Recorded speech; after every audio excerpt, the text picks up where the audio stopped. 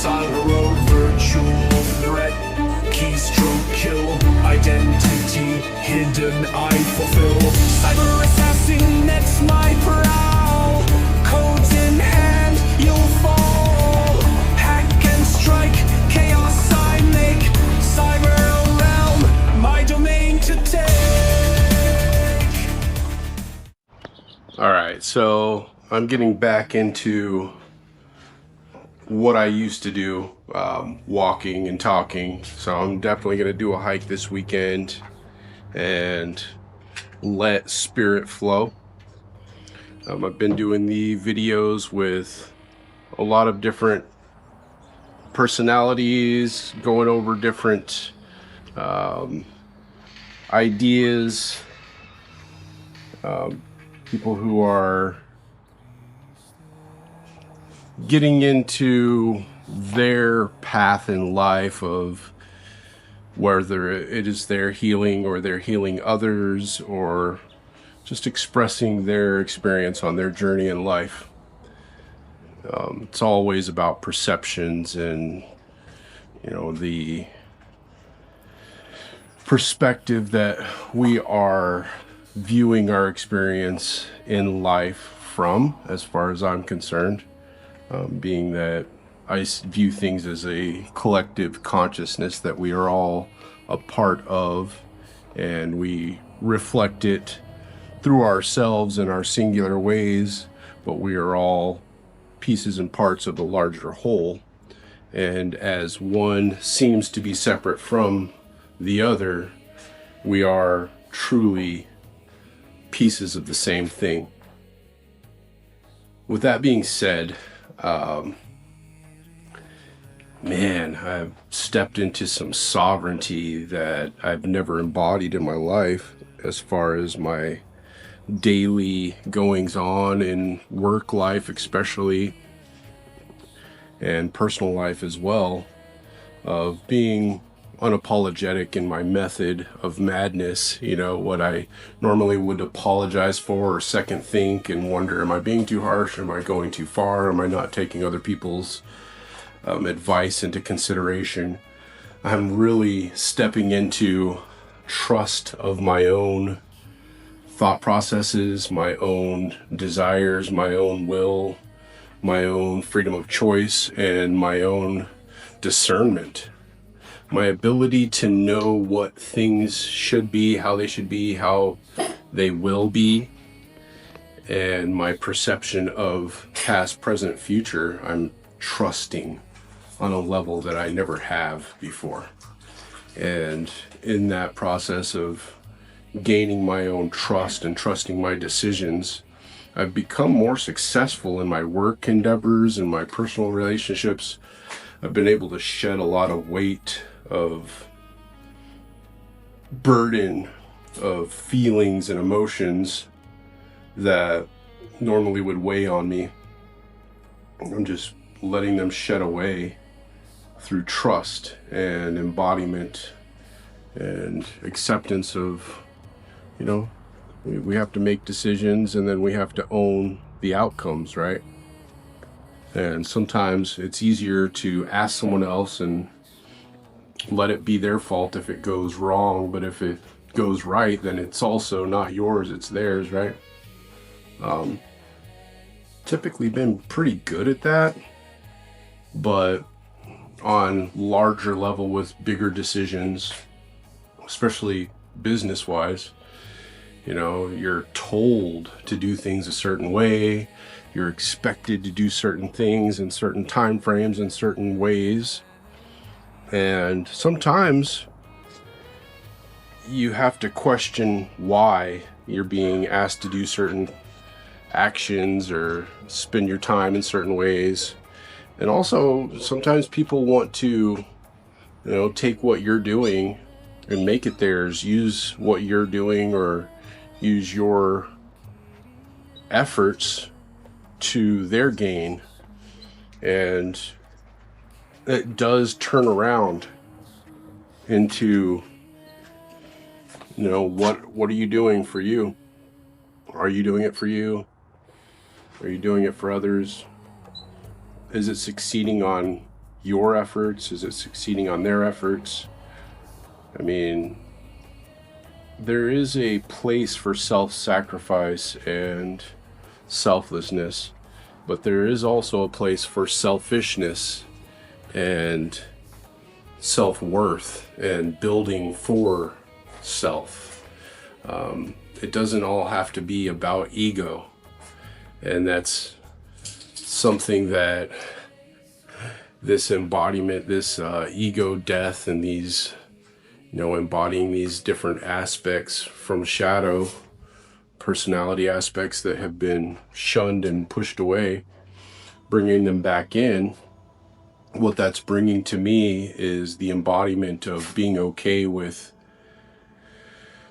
the darker parts, the parts that are uncomfortable, especially for others, and accepting that it doesn't really matter. Who cares if it hurts their feelings? It doesn't serve them. They're less appreciative because you're no longer a tool, or you're not serving their will. Then you are also less desirable. And does that really matter though? I mean, is it about them? No. So that's the thing, is allowing myself to be in a little bit selfish. It's something that I haven't done for a long time, and I realize that now in these days of embodiment, especially of that wilder part of myself. That wild part is absolutely selfish. Like, it doesn't even consider others, where that's always in me, but I don't see how much the mask that I was wearing was my behaviors of, what I should do and when I should do it and how I should do it. And like I said, particularly in the workspace and my duties, how I dealt with my, group of technicians and their training, and how I spent my time and how I directed my energy, what I focused on. A lot of that was being expected and directed, and I was failing. Things were falling apart. I was losing technicians, and I wasn't happy. I felt like quitting my job. Things were not going in a way that I was empowered, but I felt powerless. I had all the ability in my hands and I wasn't using it. I was being directed in a direction that I was told was going to be successful, and it was failing. And I came to a point where I just started taking action, making things happen in a embodied way, and moving forward as the emperor from a sovereign place, without any worldly concerns, without any selfish desires, just acting out of intuition. And everything turned around, and everything started in the right direction, and everybody's doing better. My techs are making more money, the company's picking back up, and all I had to do was trust in myself and my own intuition, my own directives, my own knowledge, and what do you know? It just started to go right. And it's funny that way, right? So we're under this aspect right now of Mars and Saturn coming into the realm of Pluto under the sign and influence of Aquarius. Okay, so what that is Mars being passion and war and strength and action, doing and making and forcing. But then it coming up against Saturn, who is the rule maker and the causer of functionality and structure, and all the have to do's, and it has to be this way, and time, and the immovable facts of physics and matter. So it truly aspects into a rock and a hard place. Like, Mars is the rock and Saturn is the hard place, and we all energetically are being moved into that under the influence of Pluto, who is the ruler of the underworld. The underworld is the place where, not dreaming, but, the afterlife and the spirit realm and, the energy aspects that are of the subconscious, the inner workings of the larger consciousness, and also being influenced by Aquarius, which is communication and community and friendship and, the free air-like, imaginary artistic expression, the wild genius, the stranger. All these aspects coming together in one time are bringing about a very powerful change in humanity. And all of us, we are all coming up into a moment in time where change is not necessarily an option, it is happening. We're all being forced into an aspect of introspection where what we love, what we hold dear, what we desire is being confronted and aspect into action. We're having to act upon and move towards and force ourselves in or out of situations that are for us or not for us. We're supposed to not hide in this time. We're supposed to face what truly is. And it's not, like I said, an option. We're being forced energetically to embody these aspects of chasing down our desires and achieving them or letting them go. Things that we're holding on to too tight that are holding us back will basically force themselves to be forced out. Like the things that hold you down or the things you hold on to, well, you're going to be forced to let them go. Like holding on to the reins of a horse that's running away from you. It will drag you along the ground till you die. So you have to let go, right? Holding onto a stone in the water, it will bring you all the way to the bottom and you will drown. You got to let go of the stone, right? So sometimes the things that you're holding on to, like the rules and the regulations and trying to be a good boy, is what's holding you down. Trying to be what someone else expects of you. And that being an embodiment is stifling who you really are and what you're meant to be. You got to let go of that. You have to allow yourself to be what you really are. You have to embody the strength that is already in you. And a lot of times that's scary. We're scared of our own selves. That's the shadow aspect that we all end up having to it's inevitable that at some point in your life you're going to face it, whether it's in your life or at death.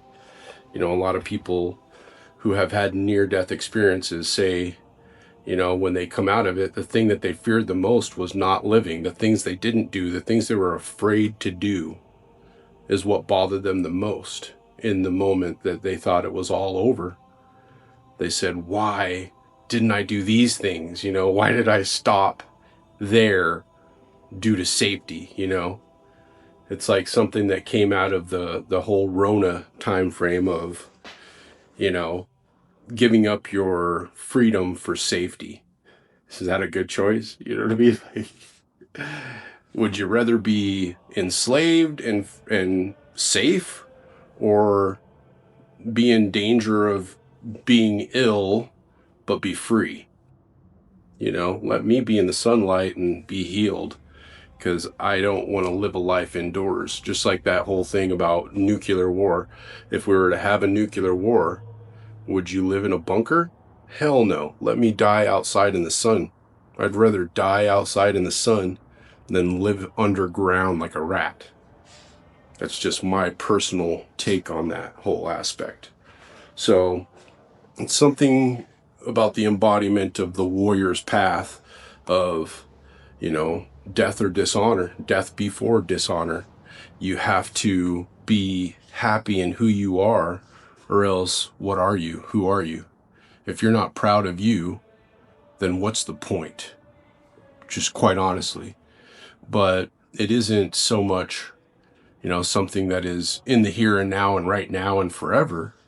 We're all evolving every day. I am not tomorrow who I am today, and yesterday I wasn't who I am now. I am now who I am moment to moment, and moments change who I am.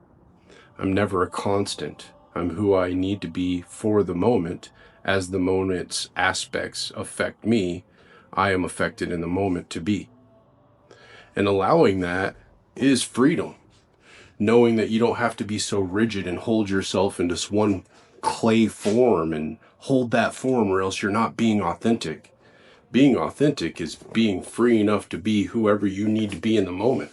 That's true authenticity. That's being free, that's being sovereign, is allowing yourself to go through the emotions of the moment. Be who you need to be as you need to be that.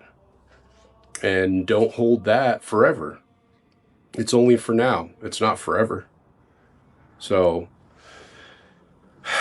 not thinking that everything's forever and so serious and taking it to heart is another thing, Moments do cause you to change on the fly sometimes, change your plans, change your thoughts. It's a measure of intelligence to be able to accept that what you did hold as truth has changed for a better point of understanding. That's being intelligent. Hanging on to something forever just because that is the prevalent thought, well, that's just being a slave to homogeneity. Be willing to change as new information comes. As new information comes, let that take over. The old can shed away. Right? So, to becoming anew every day in the endless beginnings that are the reality that we live, and in the true embodiment of the moment, endless beginnings is the true way that life is lived.